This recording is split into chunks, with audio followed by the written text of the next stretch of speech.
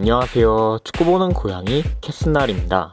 마르키뇨스에 대한 기본적인 정보와 이적 배경은 정식 브라더님이 다뤄주셨기 때문에 생략하고, 이번 영상에서는 제가 관찰한 마르키뇨스의 강점들에 대해 다뤄볼까 하는데요. 크게 세 가지로 나눠봤습니다. 바로 퍼스트 터치, 등지기, 그리고 수비 능력입니다. 퍼스트 터치, 즉 공을 받을 때의 첫 터치죠. 축구는 단 0.1초 차이로 플레이가 성공하기도 실패하기도 하는 스포츠입니다. 첫 터치가 안정적이면 안정적일수록 다음 플레이를 더 빨리 가져갈 수 있습니다. 게다가 아스날처럼 공격 작업이 후방부터 차근차근 이루어지는 팀의 경우에는 그 중요성이 더욱 크죠. 기껏 이리저리 공을 돌리고 상대 라인을 하나하나 뚫어내고 올라갔는데 터치 미스로 공을 뺏겨버린다면 어떨까요? 그럼 이 과정에서 들인 시간과 노력들은 물거품이 돼버리겠죠. 이런 점에서 마르키뇨스의 터치는 굉장히 인상적인 부분이었습니다. 상파울루의 역습 상황입니다. 상대 뒷공간이 크게 비었고 마르키뇨스가 침투에 들어가는데요. 이어서 마르키뇨스가 패스를 받습니다. 여기서 만약 공이 오른쪽으로 조금이라도 튄다면 어떨까요? 따라오는 상대 수비에게 걸릴 확률이 높을 것입니다. 반대로 왼쪽으로 간다면요? 그럼 그만큼 마르키뇨스 본인도 왼쪽으로 움직여야 하기 때문에 시간이 지체되겠죠. 순식간에 상대 수비가 커버에 들어올 것입니다. 하지만 마르키뇨스의 터치가 정확하게 앞쪽을 향하면서 공격 템포를 이어갈 수 있었습니다. 마찬가지입니다. 상대의 공격을 끊어내고 역습으로 전환되는 상황이네요. 곧바로 상대 수비 사이로 침투해 들어가는 마르키뇨스입니다. 정확하게 앞으로 잡아놓는 모습이네요. 상대 수비가 양옆으로 굉장히 타이트하게 붙어 있음에도 상대의 태클 범위에서 벗어날 수 있었던 멋진 터치입니다. 이번에도 상대 수비 사이에 위치한 마르키뇨스군요. 퍼스트 터치를 주목해보시죠. 적절한 강도로 앞으로 쳐놓네요. 두 번째 터치로 동료의 골을 만들어낸 모습입니다. 첫 터치가 이루어진 위치를 볼까요? 저 한 번의 터치로 페널티 박스까지 들어가서 어시스트를 기록한 것입니다. 치고 달리기, 흔히 부르는 치달이 위협적인 이유는 무엇일까요? 공을 몰고 드리블하는 속도보다 공 없이 달리는 속도가 훨씬 더 빠르기 때문입니다.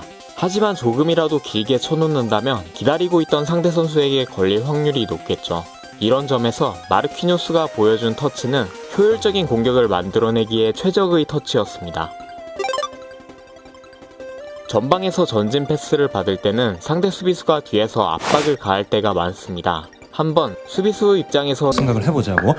만약 상대 공격수가 공을 받고 골문을 바라보게 되면 뒤로는 뒷공간, 앞으로는 공격수, 두 가지를 동시에 신경 써야 합니다. 굉장히 불리한 상황에 놓이기 때문에 공격수가 패스를 받을 때 돌아서지 못하도록 압박을 가하는 것이죠. 때문에 공격수에게는 이런 압박을 버티는 능력이 요구됩니다. 상파울루의 공격 상황, 전방에 위치한 마르키뇨스가 전진 패스를 받습니다. 바로 수비수가 압박하러 붙는군요. 상대의 태클을 피해서 터치를 잡아놓습니다. 상대가 없는 반대쪽으로 돌아서는군요. 계속해서 견제를 받는데 밀리지 않는 모습입니다.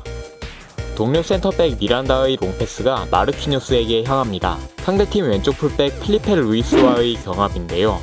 루이스가 커버해냈지만 이어진 몸싸움에서 밀리지 않는 모습이네요.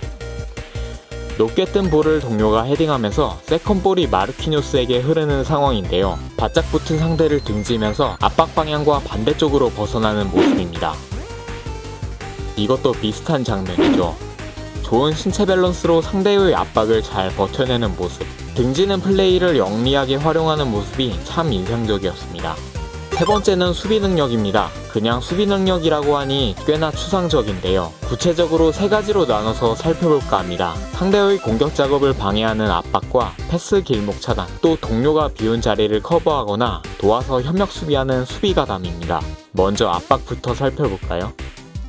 상대가 중앙으로 공을 전개합니다. 여기서 마르키뇨스가 상대의 백패스를 예상하고 달려갈 준비를 하는데요. 하지만 상대가 백패스하지 않고 돌아서는군요. 이를 확인한 마르키뇨스는 속도를 죽이고 위치를 잡습니다. 측면으로 가는 패스 길목을 차단하기 위함이었네요. 만약 마르키뇨스가 계속 압박을 해나갔다면 상대가 반대 전환으로 공격을 이어갈 수 있었을 것입니다.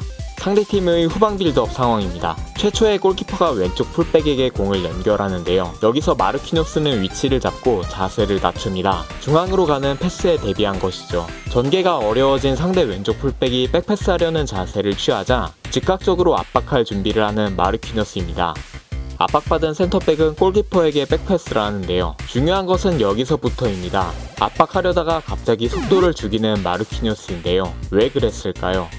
중앙을 막고 있던 동료가 압박을 나왔기 때문입니다. 이러면 동료의 마크맨이 자유로워지고 골키퍼가 중앙으로 전개할 수 있겠죠. 마르키뉴스는 동료 대신 중앙을 막기 위해 속도를 죽인 것입니다. 결국 측면으로 몰아 상대의 롱킥을 유도하면서 소유권을 되찾아왔습니다.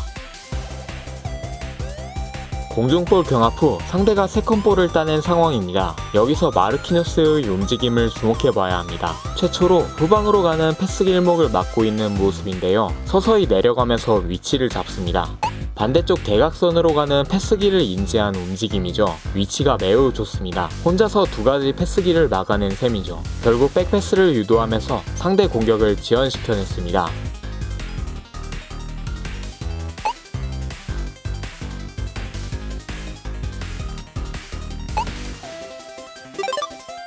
아스날이 공격에서 수비로 전환될 때, 즉 상대에게 역습을 당할 때면 흔하게 볼 수 있는 장면이 있습니다. 뛰어 새끼들아! 바로 아르테타가 긴급하게 손을 붕붕 휘두르는 모습이죠. 재빨리 내려와서 수비 대열을 갖추라는 것입니다. 선수 한 명 한 명이 커버해줄 수 있는 공간이 소중하기 때문이죠. 양팀이 세컨볼을 차지하기 위해 경합을 펼치는 과정에서 상파울루의 선수들이 전방에 많이 쏠려 있습니다. 상대팀이 공을 따내고 역습으로 이어나가는군요. 반대쪽 공간이 크게 노출된 상파울루입니다. 여기서 마르키뉴스의 움직임을 주목해보세요.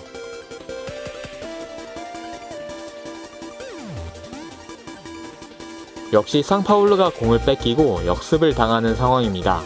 반대쪽 넓은 공간이 노출됐네요. 굉장히 위험합니다. 그런데 여기서 전력 질주하는 선수가 눈에 띕니다. 마르키뉴스였군요. 덕분에 상대의 공격을 지연시켰습니다. 최초의 역습을 맞는 시점으로 돌아가 보면 마르키뉴스의 위치가 최전방이었다는 점, 그리고 보다 가까운 위치에 있었던 동료들은 위험 공간을 커버하지 않았다는 점을 생각해보면 이런 마르키뉴스의 수비 가담은 굉장히 인상적인 부분이라고 할 수 있겠습니다.